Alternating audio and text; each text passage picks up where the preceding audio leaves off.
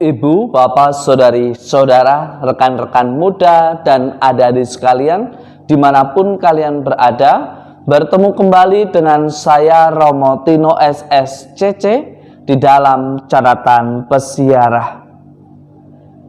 Keraguan seringkali menjadi hambatan bagi Anda, saya, serta kita semua untuk bertumbuh, berkembang demi kebaikan di masa mendatang.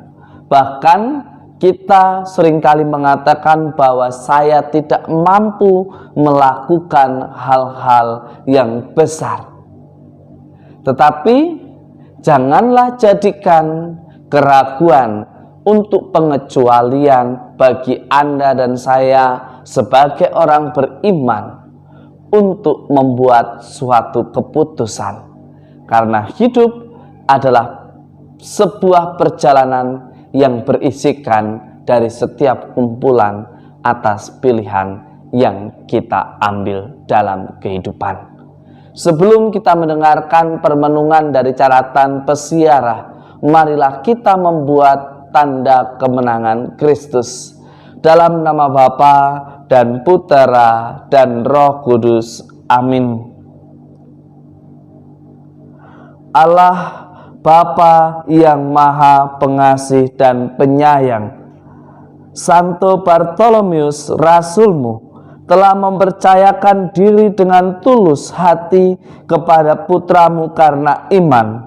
Semoga berkat doa Santo Bartolomeus, gerejamu senantiasa menjadi sakramen keselamatan bagi segala bangsa. Demi Kristus Tuhan dan pengantara kami. Amin. Ibu, bapak, saudari, saudara, rekan-rekan muda, dan adik-adik sekalian yang terkasih di dalam Yesus Kristus. Di dalam kitab Wahyu dalam bacaan pertama pada hari ini, Yohanes membagikan pengalaman akan penglihatan Yerusalem sebagai kota yang kudus yang turun dari surga. Kota ini penuh dengan kemuliaan Allah sehingga indah dan megah. Dan ada 12 simbol pada tampilan kota itu yang bermakna khusus untuk ke-12 rasul dan menunjuk kepada ke-12 suku dari bangsa pilihan. Dari sini kita diajak untuk belajar agar kita mengalami Yerusalem yang baru. Anda dan saya serta kita semua ditantang dari hari ke hari untuk melakukan perbuatan yang berkenan di hadapan Allah, yang berkenan dan tidak hanya berdasarkan kata-kata yang berkenan, tetapi seia sekata di dalam perbuatan sebagaimana yang Allah firmankan kepada Anda, saya, serta kita semua. Ibu, bapak, saudari, saudara, rekan-rekan muda, dan adik-adik sekalian yang terkasih. Di dalam bacaan Injil suci menurut Yohanes pada hari ini, kita diajak untuk belajar dari Nathanael yang mengalami keraguan-raguan, dari Nathanael yang tidak begitu percaya, yang sekarang kita kenal dengan Rasul Bartolomeus. Ia tidak percaya sebelum dia melihat Yesus. Menjadi suatu kewajaran ketika Anda, saya, serta kita semua, ketika kita tidak mengenal orang itu, kita mengalami keraguan-raguan. Bahkan ketika kita mendengar bahwa dia datang dari Nazaret, Bartolomeus memiliki pandangan tersendiri terhadap Nazaret, sehingga ia mengatakan, masih adakah sesuatu yang baik yang berasal dari Nazaret? Ada kata-kata bijak mengatakan, tak kenal maka tak sayang. Tetapi juga ada kata bijak yang mengatakan, don't judge the book from the cover. Artinya kita diajak sebagai orang yang mengaku diri sebagai murid Kristus, Supaya kita bisa mengenal dan menyayangi, maka pelajari, kenalilah siapa Dia yang kita imani. Jangan karena ikut-ikutan, jangan karena dituntut suatu status agama apa di dalam kartu identitas kita. Anda dan saya serta kita semua hari ini ditantang bahwa kita sebagai orang beriman yang tidak melihat Allah Bapa, Allah Putra, Allah Roh Kudus seperti apa, tetapi kita diajak dan ditantang di dalam iman untuk senantiasa mengandalkan Tuhan dan menghadirkan kasih Allah secara nyata di dalam perjalanan hidup. Agar kita tidak ragu-ragu di dalam iman, maka belajarlah, bacalah kitab suci dari hari ke hari. Kita dengarkan, kita ingat, dan kita laksanakan di dalam perjalanan hidup.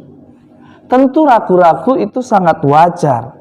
Tetapi ketika keraguan-raguan membuat perjalanan persiaran hidup kita tidak pernah atau tidak mau mengambil sebuah keputusan, maka kita diperbudak oleh keraguan-raguan itu sendiri.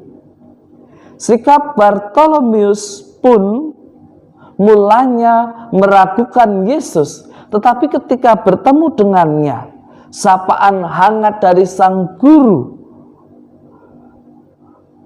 membuatnya menjadi berubah.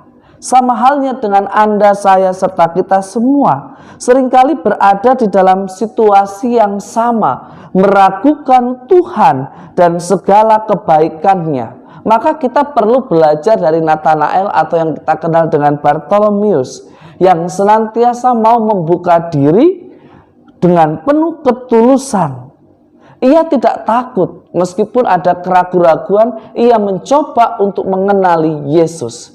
Beranikah Anda dan saya serta kita semua mengenali Yesus Tuhan kita, Sang Juru Selamat dari hari-hari di dalam mengisi lembaran kehidupan kita? Di dalam beriman, janganlah ketakutan membuat kita justru jauh daripadanya, tetapi buatlah suatu kepastian dan jangan ada ragu di dalam iman kita dengan mencari, mengenal Dia yang kita imani dari kitab suci, dari tradisi gereja, dan dari orang-orang bijak yang ada di sekitar kita. Jangan sampai keraguan membuat kita tidak pernah berani mengambil sebuah keputusan di dalam hidup. Maka akan menjadi percumalah dan sia-sialah hidup kita jika kita tidak pernah mengambil sebuah keputusan. Semoga berkat Tuhan senantiasa melindungi dan memberkati kita semua, Bapa dan Putera dan Roh Kudus. Amin.